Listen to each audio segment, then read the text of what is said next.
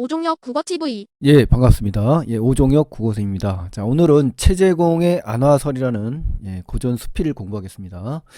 이 안화라는 건요, 상이의 꽃이라는 겁니다. 그래서 제재가 나와 있고요. 찬안의 꽃 이렇게 되는 거죠. 그래서 이 설이라는 건요, 우리 그 고전 수필의 한 양식인데 사물의 이치를 풀이하고 그 다음에 이제 필자의 의견을 추가해가지고 서술하는 한문학의 한 갈래입니다. 아셨죠? 예, 이렇게 해서 이러한 특징을 제목 속에서 꼭 알아두시고요. 예, 내용으로 들어가겠습니다. 첫 번째 부분은 이제 수놓은 연꽃에 대한 관심이다라고 이제 제가 잡아봤습니다. 내가 자 필자가 나왔죠. 평안도 관찰사로 있었을 때 하면서 과거를 뭐한다? 떠올리는 거죠. 필자의 신분을 우리가 짐작할 수 있고요. 일찍이 행부라는 건 이제 순시하는 행사를 이제 행부라고 합니다. 그렇죠? 강계부에 이르렀는데 자 지역이 나왔죠. 강계는 이제 평안북도에 있는 거예요. 강계부에 이제 기녀가 있었다. 기생이 있었다. 근데 이 기생이 찬안을 들어 올렸다. 그러니까 찬안이라는 것은 음식상인데 잘 차린 그런 음식상이 되겠죠. 자, 찬안 가운데 이른바 수판을 세웠는데 자, 수판이라는 것은 이제 술을 넣은 그 꽃잎을 얘기하는 겁니다. 그렇죠? 그냥 상을 올리는 게 아니라 이렇게 꽃잎과 함께 아름답게 꾸며서 이제 대접을 하는 거죠. 기교를 한껏 발휘하여, 그렇죠? 이제 솜씨를 마음껏 발휘해서 디자인을 하겠죠, 그렇죠? 연꽃잎이 있어요. 그다음에 그 꽃 속에 어린아이의 그 형상을 안치하였다. 안치하였다는 것은 그 속에 잘 보관했다는 얘기죠, 그렇죠? 그래서 그 광채가 그 빛나는 것이 자리를 한층 더 비추었다. 그러니까 이제 수판이 얼마나 화려하면 이러한 표현을 썼겠냐라는 생각을 하게 되네요. 부백이라는 건 이제 부사를 얘기하는 겁니다. 부사. 관직명이에요. 그래서 마침 옆에 있기에 내가 이제 이야기를 하는 거죠. 필자가 이 부백에게 강계부는 궁색한 지역인데 궁색이라는 것은 이제 가난하고 좀 그 살기가 참 어려운 지역이라는 걸 알고 있었다. 그 이야기를 하는 거죠. 그러니까 강계의 지역적 특성이 당시의 특성이 나타났다라고 할 수가 있고요. 누가 이런 기교를 익혔습니까? 그러니까 이제 이러한 대사를 통해서 볼 때 어떻습니까? 수판에 이 화려한 솜씨를 만든 장본인이 누구냐? 그게 이제 궁금한 겁니다. 그래서 부백이 말하기를 청직이라고 하면 이제 하인들 중에 이것을 수판 제작업이라고 제가 적어봤는데요. 이 하는 자가 있는데 마침 그가 우연히 서울에서 왔으므로 그로 하여금 만들게 했을 뿐입니다라고 이렇게 이야기를 했습니다. 그랬더니만 찬안을 물릴 때쯤에 이제 찬안을 이제 치울 때, 그렇죠? 내가 말리는 장면이에요. 기녀에게 야, 이 수놓은 연꽃은 일단 자리에 놓고 가거라라고 하는 거죠. 그렇죠? 그래서 나는 본래 이런 물건을 좋아하지 않는 성품이지만, 그렇죠? 이러한 어떤 그 장식물이라든가 외관을 꾸미는 이런 거에는 이제 좋아하지 않는 성격이라는 걸 알 수가 있는 겁니다. 그렇죠? 그렇지만 되게 노력을 많이 들였다. 그렇죠? 이제 중요한 건 이제 여기 있는 거죠. 여기. 그러니까 이걸 알아야 됩니다. 그렇죠? 이 사람 필자의 성품이 드러나기 때문에 그래요. 그렇죠? 노력을 많이 들인 것, 즉 화려한 수판을 만들었다는 거죠. 그 상을 바로 이렇게 물리는 사이에 삽시간에 함부로 찢어질 수가 있기 때문에 나는 그것이 안타깝기 때문이다. 그러니까 노력에 대한 뭡니까? 공을 들인 것을 허망하게 날릴 것 같은 그 아쉬움, 안타까움, 노력에 대해서 어떻습니까? 굉장히 긍정적으로 보고 있다라는 걸 우리가 알 수가 있는 거죠. 그렇죠? 그래서 우리 속담 중에 이런 거 있죠. 공든탑이 무너지랴. 그렇죠? 힘을 다하고 정성을 다한 일은 그 결과가 반드시 헛되지 아니하다라는 필자의 가치관과 좀 연결된다라고 해서 제가 이제 관련으로 적어봤습니다. 자, 우리 강계라고 하면 우리 지역 우리 지리 시간에 배웠겠지만요. 이 강계는 이쪽 지역입니다. 이쪽. 약간 가난하게 한반도 중에서도 가장 궁색하게 살 수 있는 그런 지역에 있는 거죠. 이런 갑산이라든가 그렇죠?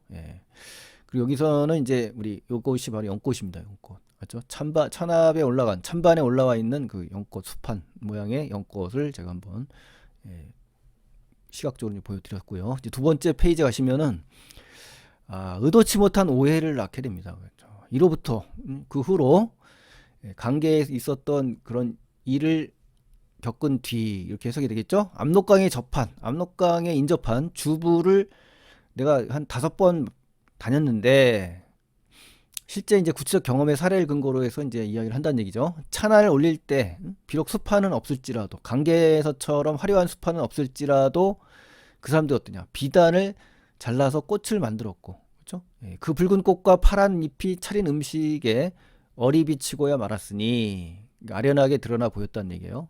나는 마음속으로 심적으로 내적으로 관서의 이 풍속이 이쪽이 이제 관서 지방이니까 천박함을 비웃었다. 자, 그러니까 이제 이 비웃었다라는 건 뭡니까? 굉장히 비천한 그러한 모습이라는 걸 지금 이게 제시된 거라고 보는 거죠. 그래서 필자는 강계부의 청지기 수판과는 완전히 대비적으로 평가를 내린 겁니다. 자, 그래서 이제 여기서 이 풍속이라는 말은요, 대상에 대한 오해가 반영된 것이고, 그렇죠? 가리키는 내용은 이제 관서 여러 고을이 찬안을 올릴 때마다 늘 천박하게 꽃장식을 더하여 내가 비웃을 만했다라는 표현이 되는 겁니다. 아셨죠? 이렇게 해서 정리를 꼭 하시기 바랍니다.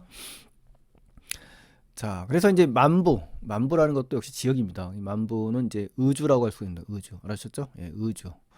그래서 여기에 도달했을 때 의주 부윤, 당연히 의주의 책임자겠죠. 그래서 이야기를 나누다가 본부는 이제 본 지역이니까 만부가 되겠죠. 이 부윤 입장에서.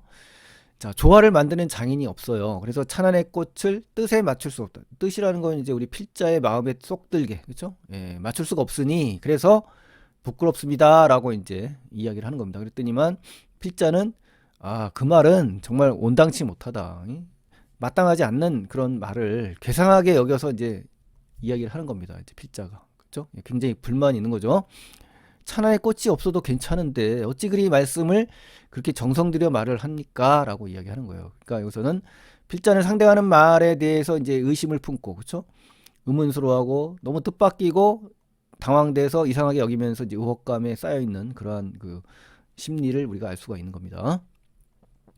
하니 부인이 말하기를 관찰사께서 강계부에 들어가셨을 적에, 그러니까 이제 이 필자의 과거의 행적을 갖다가 드러내면서 이제 말을 하는 장면이에요. 수놓은 연꽃 때문에 이러저러한 일이 있었다고 하더군요. 그러니까 스판의 이 화려한 솜씨를 칭찬했다고 이런 이야기들이 이제 나도는 거죠. 소문이 난 거죠. 하더군요. 그러면서 소문을 내가 정보를 입수했다. 그래서 여러 읍의 아전 중에 관찰사의 동정을 탐문한 자들이 모두 신속 보고를 해서 관찰사께서 꽃을 매우 사랑하는 것 같다. 뭐 이런 얘기를 하겠죠. 만약 꽃이 마음에 들지 않으면 반드시 어려움이 있을 것이다. 라는 소문이 이제 든 거예요. 이런 탐방하는 그런 하인들이 있기 때문에. 그쵸? 그래서 필자가 관서의 풍속에 대해 천박함을 비웃었잖아요. 그러니까 이 어려움이라는 표현은 바로 여기에 해당되겠죠. 그쵸? 그러니까 이제 쉽게 말해서 비웃음거리가 되지 않기 위해서 이렇게 노력을 했다라는 얘기입니다. 이런 까닭에 여러 마을이 모두 겁을 먹었죠. 그렇죠? 아무래도 이제 계급 사회다 보니까 꽃으로 서로 이기려고 경쟁했다는 얘기입니다. 그렇죠? 그러니까 여러 고을이 대상의 비위를 맞추기 위해서 다투기도 하고 노력하기도 하면서 이러한 경쟁, 그렇죠? 소모전이죠, 소모전. 아무 그 도움 안 되는 그런 소모전을 하게 되었다라는 표현인데요. 자, 분부는 바라지 않는 것이 아니라 하지 못하는 거다. 그죠? 하지 못한 능력이 안 된다는 거죠. 그래서 이 때문에 부끄럽다. 이렇게 이야기하는 이유를 지금 제시해 주는 겁니다. 나는 여기에 대답하기를 강계에 있었던 그 한 가지 동정이 갑자기 사람들에게 내가 간파됐다. 나의 행동, 그죠? 나의 움직임을 사람들에게 지금 간파당했다는 거죠. 파악이 돼서 속내가 이제 비쳤다는 얘기죠. 그래서 가는 곳마다 어디겠어요? 여름이죠. 여름. 그렇죠? 여름을 얘기하는 겁니다. 가는 곳마다 폐단을 끼쳤는데, 그러니까 이제 병폐란 얘기인데 구체적으로 말하면 모두 겁을 먹고 찬엔의 꽃을 꾸미려고 하는 이런 폐단, 그렇죠? 버려야 될 습속이죠. 그것이 나로부터 나와서 결국은 나의 책임이라는 거죠. 내 책임이다, 그렇죠? 반대로 관서의 풍속이 천박하게 된 것임을 내가 알지 못했다는 것을 비로소 내가 깨달았다는 거죠. 필자의 성찰과 깨달음의 그 태도가 나타난 거고요. 한자로 자승자박이란 말로 또 한번 대치를 해볼까 합니다. 그래서 자신이 만든 함정이나 그런 구조에 자기가 빠지는 그런 경우를 자승자박이라고 하잖아요. 그렇죠? 이렇게 자기로부터 출발이 돼서, 그렇죠? 천박하게 된 것이 자기가 원인인데, 그렇죠? 그걸 모르고 비웃었잖아요. 그렇죠? 드디어 이것을 의주 부인에게 이제 솔직히 이제 다 털어놓고, 그죠? 필자의 책임을 이제 통감하면서 솔직 담백하게 이제 고백하는 장면. 이런 걸로 볼 때 우리 나라는 필자의 그 인품이 나오는 거죠. 솔직함으로 인해서 자기의 잘못 또는 자기의 책임을 통감하는 이러한 아주 훌륭한 그 성격이라고 할 수가 있는 거죠. 그렇죠? 그래서 한 차례 웃고, 그렇죠? 우발적인 사건임을 드러내는 거죠. 이 웃음의 의미는. 그래서 해프닝, 단순한 해프닝으로 이제 알고 이제 헤어졌다라는 거죠. 기분 좋게 헤어진 거죠. 자, 그러면 이제 성찰과 깨달음이라고 이제 세 번째를 지금 달았는데요. 중요한 부분입니다. 여기가 오라, 그죠? 영탄법이 나왔죠. 관찰사는 한도의 100에 지나지 않는데, 한 100이라는 건 우두머리입니다. 그 지역의 이제 지방관. 여릅이 반드시 그 기호, 취향을 엿보아, 그죠? 정탐을 할 거 아니에요. 동정을 살피고, 그래서 눈치나 의도에 맞게 행동하려고 하는, 그죠? 잘 보이려고 하는, 그죠? 이런 거. 그의 마음을 기쁘게 하려고 하는 거. 이 아첨이나, 그죠? 윗사람이 아부하거나 영합한다는 겁니다. 시대에 영합하거나 아부하고 아첨하는 이러한 병폐, 그죠? 거기에 목숨이 달렸다고 막 죽기 살기로 이제 달려들 수가 있다는 겁니다. 그죠? 이로부터 생각해 보면, 자, 이 수필에서 가장 중요한 건 이제 이겁니다. 바로 뭐냐? 유추. 설명 방식 중에 유추. 그죠? 유추라는 거는 어떠한 대상, A라는 대상과 B라는 대상이 있는데, 이 A라는 대상을 갖다가 어떻다? B 대상에 견주어서 비유해서 얘기하는 겁니다. 쉽게 말해서 유비추리의 준말이에요. 그래서 어려운 대상, 어려운 관념적인 내용을 이러한 구체적인 사실로부터 이제 이끌어내는 거거든요. 그래서 임금의 존귀함은 하늘과 같고, 그렇죠? 억조 백성의 목숨이 누구인들 임금 한 사람에게 달려 있지 않은가, 이런 걸 깨달은 거, 유추가 되는 거죠. 지금의 그 경험을 통해서 이걸 깨달았으니까 같이 견줘서 유비추리로 해석을 하는 겁니다. 그래서 하늘과 같다, 또 백성의 목숨이 누구인들 임금 한 사람에 달려 있지 않은가, 임금의 존귀함을 얘기하는 겁니다. 그래서 임금의 기호는, 취향은 그 단서가, 그 시초가 한 가지가 아니고 좌우 주변이죠. 주변에서 엿보는 자들은 그 수가 몇 천 명인지 모른다. 그러니까 그렇죠. 그러니까 임금의 기호는 한 가지가 아닌데 그 주변에서 보는 자들은 수천 명인지 모른다. 이게 결국은 뭐 어떻습니까? 이 병폐가 생길 수밖에 없는 구조네요. 그렇죠? 임금의 기호가 이렇게 부정한 데서 나오는 일이 한 번만 있다 하더라도, 그렇죠? 한 번의 그 오해를 낳을 만한 소지가 있을 수 있다 하더라도, 필자처럼요. 필자의 경험이 지금 생생하게 녹아 있는 거잖아요. 그렇죠? 그래서 막중한 이 윗사람, 즉 임금의 책임감이 좀 강조되는 그러한 부분이라고 볼 수가 있네요. 그래서 억조 백성의 목숨이 달린 임금의 역할을 강조하는 거죠. 책임감이죠, 책임감. 그리고 관직자로서 또 백성을 사랑해야 한다는 작가의 인식이 잘 드러났다라고 봅니다. 또 임금의 처소 가까이에서는 어때요? 모시는 자들, 그죠? 신하들이겠죠. 아침 저녁으로 엿보다가 은밀하게 간파하고 말마다 아첨하며 하는 일마다 따라가서 임금으로 하여금 자신이 좋아하는 것을 손에서 놓지 못하게 한다. 그죠? 임금이 좋아하는 것만 이제 비위에 맞춰서 아첨한다는 얘기죠. 자, 이런 말의 이 속담, 이 윗물이 맑아야 아랫물이 맑다. 이게 떠오르더라고요. 그래서 윗사람이 잘하면 아랫사람도 따라서 잘하게 된다는 말입니다. 그래서 윗사람이 얼마나 언행을 소중히 하고 신중히 해야 되는지를 잘 보여주는 그런 사례라고 볼 수가 있습니다. 그렇죠? 자, 그래서 작가가 아첨하는 것을 지금 경계하는 겁니다. 아셨죠? 이렇게 해서 꼭 기억하시고요. 그런 뒤에 어진 일을 미워하고 유능한 자를 질투하거나 시기하는 거죠. 나라를 좀먹게 되고 백성을 해치고 손을 남몰래 놀려서, 이게 뭡니까? 나라를 멸망하게 하는 모습을 지금 나열한 거죠. 그렇죠? 그러면서 나라가 그에 따라 멸망한 것이 먼 옛날부터 도도하게 널리 왕성하게 이어졌으니 두려워하지 않을 수 있겠느냐. 두려워해야 된다는 얘기죠. 서리법이죠. 그래서 교훈적인 글을 준 겁니다. 그래서 임금 가까이 모신 자들은 어떻게 한다? 조심하고 또 조심해야 된다. 경계하는 거예요. 그래서 임금에게 깨달음을 주는 작가의 의도가 드러나 있습니다. 이 글을 쓴 목적이 드러난 거죠.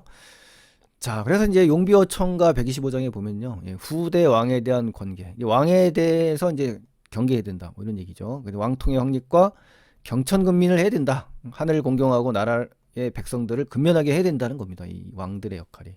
그래서 낙소에 사냥을 가 있으면서 조상만 믿으면 안 된다. 조상백을 믿으면 안 된다. 항상 신중하고 하늘을 공경하고 백성을 굳이 섬겨야 하는 그러한 조심스러운 행동을 해야 된다라고 하면서 관계적인 측면에서 성격이 비슷해서 가져왔으니까요. 용비어천가 1장, 2장, 125장은 꼭 아셔야 됩니다, 여러분. 아셨죠? 자, 그 다음에 이제 충담사라는 그 안민가가 있습니다, 여러분. 예, 이 충담사의 안민가라는 가요인데요. 한번 보실까요? 자, 백성을 편안히 한다는 노래입니다. 그래서 한번 볼까요? 세 번째 부분에 보면 나라의 태평을 염원하는 거, 그죠? 군신민의 바른 자세, 아주 그 딱 맞아서 가져왔습니다. 이 작품이 그대로 맞는 것 같아서 꼭 비교해서 보실 필요가 있습니다. 아, 임금답게, 신하답게, 백성답게 한다면, 각자의 신분에 맞게 역할을 다 한다면, 가정법이죠. 나라 아니 태평할 것입니다. 그렇죠. 임금은 임금답게 책임을 지고, 신하는 신하의 역할을 다하고, 백성은 백성의 역할을 다한다면 태평성대를 누릴 수 있겠다라는 충담사의 스님인데 유교적인 성격으로 경도강인가요? 안민가 자기의 그 생각을 전달해 주고 있습니다. 그래서 백성을 편안히 노래하는 그런 노래로서 비교를 꼭 해주시면 좋겠습니다. 자, 이렇게 되면 안 되겠죠. 임금의 한 행동이 결국은 나라를 엉망으로 만들 수 있는 그러한 큰 위치에 있기 때문에 신중하고 또 신중하면서 하늘을 공경하고 백성을 근면히 해야 하고, 그렇죠? 본인의 언행을 단 한 가지라도 오해가 있을 행동을 해서는 안 되기 때문에 그 파급 효과가 막대하거든요. 그 역할을 강조한 겁니다. 자, 신현에 가시면 고전 수필이고요. 주제는 임금과 신하가 경계해야 할 점을 지금 제시했고, 성격은 경험적이고 사색적, 유추적, 교훈적인 성격이라고 볼 수가 있습니다. 자, 그래서 이제 오늘의 마지막 한마디를 남기겠습니다. 상행하효다. 그러니까 윗사람의 행동을 아랫사람이 본받는다. 그래서 어떻게 해야 돼요? 윗사람의 행동은 굉장히 신중해야 되고 조심해야 된다. 오해의 소지를 낳으면 안 된다라는 교훈을 남기면서 오늘 마무리할까 합니다. 자, 최재공의 안하설 공부 잘하셨죠? 다음 시간에 또 이어서 하시니까 기대 많이 해주시기 바랍니다. 고맙습니다. 오종혁 국어TV